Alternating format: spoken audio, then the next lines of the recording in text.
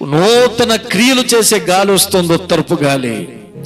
నూతన కార్యాలు చేసేటువంటి గాలి వస్తుంది, ఉత్తరపు గాలి వాన పుట్టించును.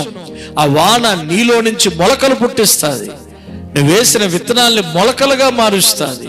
నీ ప్రార్థనలకి జవాబులు ఇస్తుంది. ప్రార్థనలు ఎక్కడికి పోవు. మనం చేసే ప్రార్థనలన్నీ కూడా ప్రతిఫలాలుగా మన ముందు నిలబడుతున్నాయి. ఎన్నో సంవత్సరాలు మనం ప్రార్థన చేసాం, సమాధులు స్థలం లేదని ఏడ్చాం, ఉపవాసం ఉండి కన్నీరు గార్చాం. అయ్యా, మందిరం ఉంది కానీ చచ్చి ఎక్కడ పాతి పెట్టుకోవాలి ప్రభా? చాలా మంది అనేవారు, మీ పాస్టర్ చస్తే ఎక్కడ పాతి పెడతాడు, కాకినాడ తీసిపోతాడు అనేవారు. ప్రార్థన చేసాం, వ్యర్థం. ఒక ఆయన నాకు సవాలు చేశాడు, నడి రోడ్డు మీద సవాలు ఏమిటో తెలుసా?